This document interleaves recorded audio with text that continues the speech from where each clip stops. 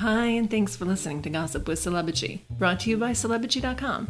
This week, we talk about the royals, Michael Bublé, and Reese Witherspoon. Our user feedback is from an astronomy teacher, and we end with our weekly feature, the comments of the week. The stories and tweets we talk about can be found at Celebrity.com/podcast under episode 48. Hi, I'm Katie, the founder and editor of Celebrity.com, and I write as Celebrity. And I'm Chandra. I write as... I'm sorry, I screwed that up. Hi. It's okay. I'm Chandra. I write as Kaiser. I'm the head writer for Celebrity. So you went shopping for your mom. I saw that you wrote that in a post. Yeah, she needed groceries. It was just sort of crazy because I haven't been to her assisted living facility in so many weeks, and they have all these signs up, on governor's orders, no one can enter. I mean, I couldn't even walk one step into the lobby. They just took the groceries from me and passed them along. Aw, that's good in a way, but it must suck not to see your mom. Yeah, I talk to her whenever, though. Yeah. I don't think she really understands how everything has gone crazy in the past month. People who are isolated in those sort of facilities, I don't think they really get it. No. And there's still a lot of people who don't really watch the news or pay attention to things regardless of what's happening. But yeah. Okay. That's a bummer. Yeah, it is a bummer. So one of our big stories this week was about Padma Lakshmi getting criticized because she didn't wear a bra when she was doing like a at-home cooking demonstration on Instagram. Mm-hmm. We talked in episode 16, I looked it up, about our boobs because back then we were talking about Helena Christensen when she went out in like a bustier. Mm-hmm. And that's kind of when I learned about little, what did you call it? Small chest privilege? Oh, yeah. I mean, that's a thing. Is that what it's called? I think that women with smaller breasts, they have a lot of privilege. They can wear bras or not wear bras. They get the cutest bras. Oh, yeah. They don't have to worry about, wearing multiple sports bras while they work out. It's a privilege to be small-chested. Okay. I never saw it that way because it's one I have, I guess. Well, I thought Padma's boobs were so cute. As I was watching that one Instagram video, I was like, damn, if my boobs looked like that, I would never wear a bra. See, I want boobs like that. Like, I think it's nice to have perky B or C cups. And like, that would be awesome. Because I'm just so flat-chested. I never can make cleavage in anything. Well, like, I would like some cleavage. I have more than enough cleavage, and it's not anything special at all. I know you always want what you can't have, though. That's true. I don't think I would want to be completely flat-chested, but I would like to know what it felt like to just, have a perky B cup. I do not. I'm A. So it's like, I mean, I've been a B before. It doesn't do anything. You can't dress them up. You can dress them up. You get the cutest bras. I'm saying you small-chested women. You guys get the cutest bras. You know what my bras look like. That's what you're saying. Yeah, so I'm just looking at it now. I'm wearing a sports bra. That's pretty much what I wear every day now. If I go out, I'll wear one of my padded bras. I have to wear a padded bra if I want to look like I have any boobs at all when I go out. Seriously. Well, I mean, I've been inside for so long. I only really go out when I am working out. And what's crazy is that when I went to the gym, 4 or 5 times a week, I would always double up on bras. I would wear a regular bra, and then I would put a sports bra over it because I liked that added support. Yeah. But now I just haven't been wearing sports bras at all. I just wear a regular bra and I go for a walk, and I enjoy that. It's a nice feeling. Oh, so it is less constrictive for you if you just wear a regular bra, too, I can imagine. It must smush and hurt. Yeah, it does. Sorry. It's okay. Big breast privilege, it happens too. So we had a lot of Royals news this week. Oh, I wanted to say this. I didn't put it in our outline, but I feel like things are getting better because the gossip is getting better. And that's always a harbinger of the economy or something, right? Yeah, this week, like the week after Easter, it's felt like a regular week. Even though a lot of the gossip is Corona flavored, it still feels like real gossip. Flavor. We have real subjects to talk about. it feels like commenters are sort of like getting into it more too. Everyone is perking up, and it's been about 6 weeks since we've had a regular gossip week like this. It's like feast now instead of famine or whatever. Yeah, not really feast, but more feast than we've had in the last month. Like fast food, maybe. So in Royals news, we had a lot of Zoom calls from the royals, from Prince William. He called 2 women who run charities who have benefited from that National Emergencies Trust, and they released a couple quick clips on their social media. And those were really cute. He does pretty well with people just talking to him. You know, he'd obviously read the briefing papers, which is unusual for him, not to like be too bitter and nasty about it. He seemed at ease. It was better for him to just be talking to someone one-on-one, I thought. I did think it was a little bit awkward when he and Kate were trying to do those calls with kids. William was probably better one-on-one with these people. And it was cute. The women were really nice, and they were so grateful because their charities got the funding. He did make that one gaffe. You wrote about that well. He made a quote that could be extracted and taken out of context to mean something else. And when he was talking to the lady, it didn't come off like that at all. He was just responding to something because honestly, he was just restating something that she said. Yeah. There's nothing like something like a crisis to bring you all together and, to work cohesively. And that's really worked well. It's been fantastic. That's good to hear, Jackie. I agree with you. I think Britain is at its best, weirdly, when we're in a crisis. We all pull together, and that community spirit and that community feel comes rushing back quicker than anything else. Mm-hmm. Absolutely, yeah. Like, people online and on Twitter kind of freaked out about it. They're like, oh, you're a stupid asshole. I didn't take it as bad as that. I think it was a little bit tone deaf, but I thought it made sense within the context of the conversation. We all need a good quote to pull, but that didn't really make sense to bash him for that. There's so many other things he does which are half-assed and shitty, and that one we actually worked at it. So, and speaking of, so that was all for his new patronage, which is the National Emergencies Trust, which was founded last year. It's a big deal that he was sort of made the emergency royal patron for that. And it means that he can raise a lot of money very quickly, basically, if he chooses to. But then there was another story this week about how there are all of these wealthy donors contacting Will and Kate the past few weeks, and then they're encouraging those wealthy donors to donate to their own royal foundation for them to parcel out to charities. I think that's really gross if they are doing that, which, who knows. In a crisis, in an emergency, you shouldn't be looking to feather your own royal foundation nest. If people are actually calling you, say, just donate to the National Emergencies Trust, donate to Save the Children, donate to blah, blah, blah, blah, blah. Yeah. Who knows how long they've been doing this? It's questionable if that's what's happening. Especially because I remember when Kate's patronage closed, the art room, was it called? Yep. It just seems like they don't know what they're doing with their foundation. Yeah. And the way that they created Heads Together, the way they formed it, it was just basically so they could do less work. I still maintain that. They had all of these patronages, and then they just put them together in Heads Together, and they said, we're just going to do like one event for Heads Together, and that will like serve 7 different organizations. So it's no wonder that Art Room went broke, because all of their money is being funneled to the Royal Foundation. They built another layer of bureaucracy on top of it too, and given how fucking slow they are with everything, getting things done and making decisions, that probably made it worse for those charities. Yep. So then we also heard that Meghan and Harry donated £90,000 to Feeding Britain. It's kind of weird how they got the money. It was from the proceeds from their wedding, from like the broadcast fees or something. I don't know. The way it was worded is that the BBC was always going to donate the money somehow. I think the BBC and the Sussexes came to the agreement 2 years ago and said, if there is any money that comes in, if there are any profits from the rights to our wedding, then those profits go to charity of our choosing. Okay. And so that's why Meghan and Harry got to say, actually, we would like this money to go to, what is it? Feeding Britain. Yeah, Feeding Britain.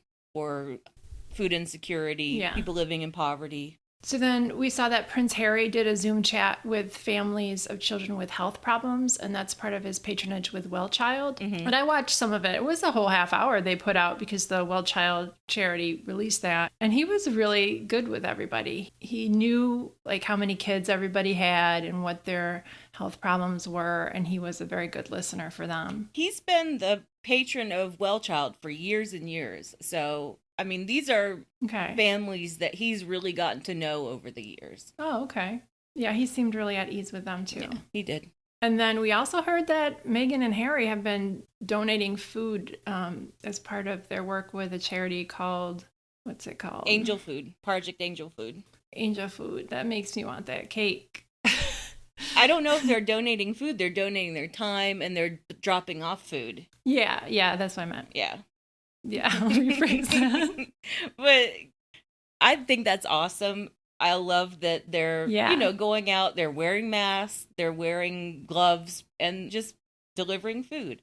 I think that's a great way to be on the ground and help out. It's great. Yeah, it's sweet of them. And then the Daily Mirror had an interview with an older guy who got a delivery from them, and he said they had masks on, they were dressed down with jeans. I thought that the tall, red-headed guy looked familiar and that the girl was very pretty. If they had given me the heads up, I would have worn my tiara. This week, it just came out that Princess Anne is covering Vanity Fair. Yeah, it's going to be her 70th birthday in August. She's a Leo. I had to look that up. And they used a really, cute old photo of her from when she was, in her 20s, I would say. Yeah.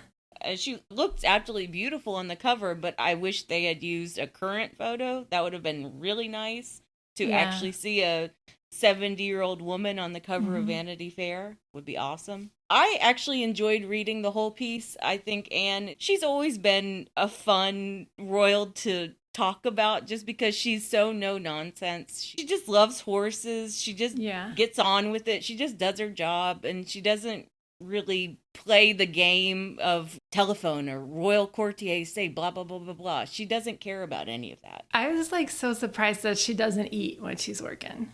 I know. Isn't that crazy? They say she didn't even drink anything. She won't even have a cup of tea. What is up with that? I don't know. You gotta take a break and have some snacks. She really doesn't like to stay in London. That was another thing I learned. That if she comes into London for events, she just packs them all in one after the other so that she'll do 6 events in one morning and then she'll go back to her country house. It's absolutely crazy what she does. But anyway, the part of the interview that was getting the most attention was she talked a little bit of shit. She was talking about the younger royals, and that was the context that Vanity Fair gave. Yeah, it was part of a longer discussion about what she's learned and what she thinks that younger people and younger royals could learn. And she said, younger people nowadays, they're much more looking for, let's do it a new way. And I'm already at the stage, please do not reinvent that particular wheel. We've already been there. We've done that. Some of the things don't work. You may need to go back to basics. And she repeated that a few times, of go back to basics. I took it as very much directed at William and Kate. They don't do anything innovative, though, like that. But they spent years talking about how they didn't want to do the basic royal work. I mean, yes, that was just an excuse for them for being lazy, that they didn't want to be like Charles. They didn't want to be like Anne. They wanted to do it a different way. I think it was more about William and Kate. Other people thought it was about Meghan and Harry. But when you really look at it, I think that Anne probably would have respected the work that Meghan and Harry were doing because they were doing tons of work already. Yeah. William and Kate were looking for inventive ways to not do work. Yep. So we also saw this week a really disturbing video from Michael Bublé and his wife, Argentinian actress Luisana Lopilato. Luisana. They've been together about 10 years. They've been married since 2011. And in this Instagram Live video, they were speaking Spanish, and she talked over him. He elbowed her so hard, and then he grabbed her arm and pulled her towards him and then put his arm around her neck, like in a headlock. And when people were saying, that's abusive online, she issued this long response blaming them for paying attention to her. It's a pandemic, blah, blah, blah. And of course, nothing's happening. And then his rep said that people who notice that are cyberbullying. And just for the record, Michael has not issued one statement. He hasn't. Not personally, just through his rep. Yeah, she has. She issued that long-ass statement in Spanish on Instagram, I think. And his rep has issued a statement, but he hasn't, like, come out and said, I would never. That's a good point. Bare bones PR to say, you know, I know it looked kind of bad, but it wasn't like that at all. He hasn't said that. No. His rep said that anybody who watches them on Facebook can see this is a beautiful partnership. And then he called that criticism a failed effort of cyberbullying. Yeah. So there's another clip that you included in the response by his rep. And in that one, he gets really mad at her because she's late to one of their live Instagram chats. Here's a clip from that. I can't wait till you get to see the divorce that we have on this. If you think it's an act, it's not an act. Oh my God. Always late. Only 2 minutes. Always late in every single thing. Do you know how much I have to lie? Every time. I lied to the doctors. I lied to the dentist. Every time, the same lie. He has clear disdain for her. Like, he gets really mean. It's not cutesy or jokey. And if he's intending it to be jokey and like sort of a honeymooner sort of, But that was abusive too. Like, it was abusive. That was the vibe I think he was trying to go for, or maybe not. You know, that's my most generous interpretation of he was going for a honeymooner screwball comedy sort of vibe. And he just wasn't pulling it off. But in all honesty, I think he's an angry, spiteful, hateful man. I don't know if what we saw rises to the level of, oh no, he's an abusive partner, but it made me seriously uncomfortable. It was very clearly controlling, at the least. Yeah. And I cannot believe that people are watching the same video as we are and saying that it's playful or harmless, and we are overemphasizing what's in the clip. The clip is really damning. It's bad. And yeah, it's just other bad. people who watch their stuff said they've seen this from him before. And then they mentioned that Emily Blunt hinted that there were problems when she was dating him. And I looked that up, and Emily was asked on Howard Stern if Michael cheated on her. And she said, I never want to talk about it. I can't do it. Yeah, I mean, there are widespread rumors that he was cheating on her like crazy and that he also kind of treated her like shit. I could see that. But yeah, we don't know. We just know that she ran screaming from that relationship, and I'm happy for her. Yeah, she got John Krasinski. I mean, that's awesome. So Reese Witherspoon's company, Draper James, announced that they would give free dresses to teachers during the quarantine. They did this in early April. I'm going to pull up their original Instagrams from April 2nd. They've been kind of making different posts on Instagram as a tribute to teachers. And in this one, they said, during quarantine, we see you working harder than ever to educate our children. To show our gratitude, Draper James would like to give teachers a free dress. Right. To apply, complete this form before this date. And then in a parentheses, it says, offer valid while supplies last. Right. And they didn't say we only are going to give away 250 dresses. They didn't say, okay, this has an expiration date. They did say it had an expiration date of Sunday, April 5th. Oh, okay. Sorry. So they did. But the thing went viral so quickly. Okay, when I saw that, I thought it was silly.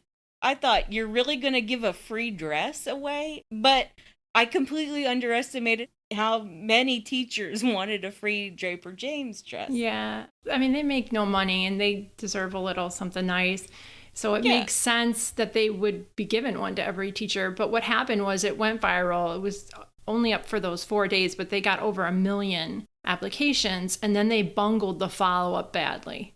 So they only were planning to give away 250 dresses. Meanwhile, the whole giveaway was featured on Good Morning America, People Magazine, all of the gossip sites. Yeah. And apparently it was going like wildfire on Facebook and all of the teacher, Facebook groups. And everyone applied for it. So yeah, they got almost 1 million applications. You had to fill out your email, you had to show your work badge and all that. And so now Draper James has 1 million teacher email addresses, and now They're on Draper James mailing list. They didn't get any dress. Yeah, and they got a 30% off coupon. Right.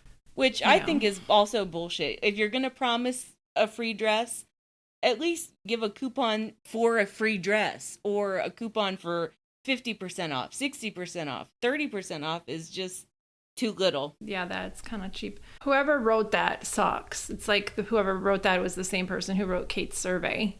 You know, like they can't. Yeah, it's true. I think Reese Witherspoon deserves to have egg on her face about that. She wanted a quick PR hit, and it blew up in her face. How did she rehab her image so much after that DUI? Like, she's on video drunkenly assaulting a cop. Not assaulting, but... Yeah, verbally abusing a cop, definitely. Yeah. And acting like the most privileged white asshole you'd ever want to meet. Don't you know who I am? You know, I'm pregnant. Yeah, all that shit. Oh, yeah, she said she was pregnant, too. Yep. Yeah. I'm standing on American ground. I'm an American citizen. Oh, you know how you got it. You remember. How do you remember this? That video was crazy. She lied about being pregnant. Like, you're so drunk and you're pregnant, too? How does that... And what kills me is that she wasn't the one driving. She was the passenger. Her husband was like, cut it out. Yeah, he was like, stop it. Not again, Reese. That was what I remember, too. He said, not again. You better not arrest me. Yes, ma'am. Are you kidding me? No, I told you. I'm an American citizen. I told you to get in that car and stay in there, didn't I? This is beyond. Do you know my name, sir? Don't need to know. You don't need to know my name? Not quite yet. I'll get that really? information. Okay.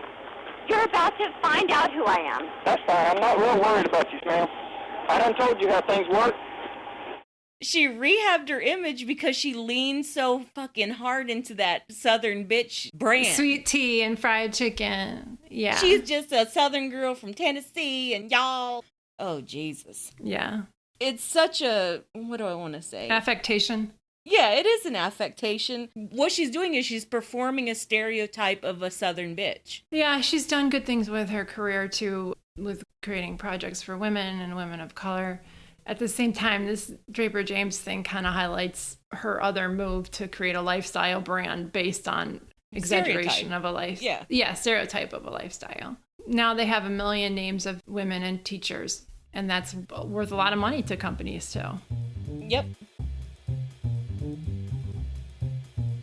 Let's move on to the user feedback. So last week we talked about Ancient Aliens, and we got a lot of good feedback on that. Like, a lot of people either watched it already and wanted to talk about it, or tried to watch it. Like, our friend Becky on Twitter tried to watch it. I don't think it went over that well at her house because she didn't really follow up on it, but, you know, she tried. So we got feedback from a high school astronomy teacher who goes by JC, and she wanted to correct us because we were kind of parroting what they said in Ancient Aliens. So JC commented that she's a regular listener of our podcast, and it makes her laugh. She said, Pleiades is not a constellation. It is in our galaxy, thus we are able to see it. It is quite close to us relatively. The stars in the Pleiades are too young for complex life to develop in the first place. I do not watch this show as the faux science would drive me crazy, but I just had to point out several descriptive inaccuracies. Okay. Yeah, this is the argument I made to you when we were discussing what we should talk about, because I didn't want to get into the astronomy aspect of it, but then you kind of like went on about, okay, the Pleiades are this, this, and this, and I was like, okay, well, all right, we'll just... That's what they said in the show. Like, I just wanted to talk about the aliens. That's all I wanted to talk about. You wanted to talk about the astronomy. Somebody needed to... It's not my fault for trying to clarify this crazy shit. Like, I worked hard to try to fact check that. It's not my fault. That was your problem. You were trying to fact check Ancient Aliens, and you should just let Ancient Aliens be. You should just let it exist. Wash over you. Let it wash over you. But that's the appeal of it to me, is that, like we said last week, it'll suck you in and be like, oh, this is true. And you're like, yeah, that part is true. And then you're like, no, there wasn't some battle on Earth between the two alien species in that one You place. don't know that. That show is so batshit.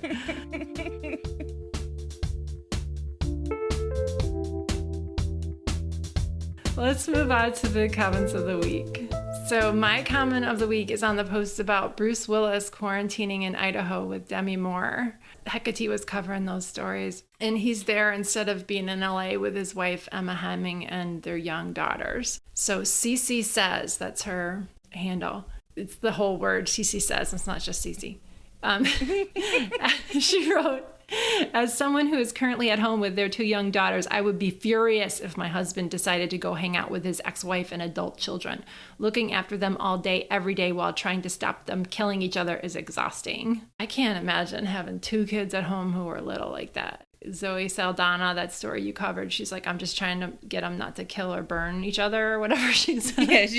Yeah, murders and arson. Yeah, Zoe has 3 kids, 3 boys. I don't know. The whole Emma Bruce situation is very weird. It's just strange. Maybe they're separated and just not telling anyone. She did a statement to People magazine that everything's fine. And then we had some other people who knew where Demi's compound might be and said, well, that area is on special lockdown and nobody can go in and out. I don't know. Yeah, it does seem shady. Bruce and Demi own separate properties in Idaho, I'm pretty sure. Ooh. Huh. I don't know what's up with that. Hi, I'm recording this later. After we recorded this, a story came out in Entertainment Weekly confirming that all this is true. A source told them that Bruce has a house directly across the street from Demi's in Sun Valley, which has been on sale for years. He was visiting and his family was considering quarantining there. He got stuck because Sun Valley became one of the COVID-19 hotspots. All right. So my comment of the week was from the post about Kate Beckinsale dating a 22-year-old who looks a lot younger than 22, actually. His name is Goody Grace. Oh, God. He's like some emo kid with this punchable face. I really understand that term when I look at him. I understand why a 14-year-old girl would be into him. I don't understand why someone Kate Beckinsale's age would be into him. Emmy says, the quarantine really tests relationships. My sister announced that after 4 weeks of seeing nobody but her boyfriend, they live together, we should get used to him. He's staying. I'm fine with that. But have to say, Kate Beckinsale is probably living her best life, but he looks 16. Mm-hmm. She 100% looks like his mom. This isn't cool or sexy. And don't tell me her dating pool is small. The woman looks bomb. Yeah, Kate is a beautiful woman. I don't understand why she's going after these childlike dirtbag. Because it's easier. Like Pete Davidson. It's easier for her. Is it, though? Yeah, that's true. She doesn't get challenged. You know, she doesn't have to bring her A game. But it's half your age plus 7. So that would be 30. And that's still really young if you're 46. I think if she just started dating a 30-year-old, that would be fine. And if she found a really cool 22-year-old, sure, have at it. They don't exist. They do not exist. I remember being 22, and there were a handful of 22-year-olds that... When we were 22. Yeah, when we were young. When we were that age. Men were a lot different back then, let's be honest. I can't even date a 35-year-old right now. They are too young for me. They're immature. Really. All their cultural references are off. Yeah, they are. Yeah, exactly. It's true, though. I can't stand it when I'm talking to someone who thinks that, Friends is still a thing. I really can't. I'm like, Jesus Christ, you're making me feel so old. No, it's not a thing. All right, thanks for listening, bitches. Thanks, bitches. Thank you for listening to the Celebrity Podcast. Please rate, review, and subscribe wherever you listen. If you like us, please turn off your ad blocker when you visit our site. You can text us or leave a voicemail at 434-218-3219. Our music is from AA Alto, Maiden, and via Premium Beat and Sound of Picture. Thanks again. I wanted to talk to you more, but I figured that was a pretty good way to end it, so I was like, okay, bye. That was a good one.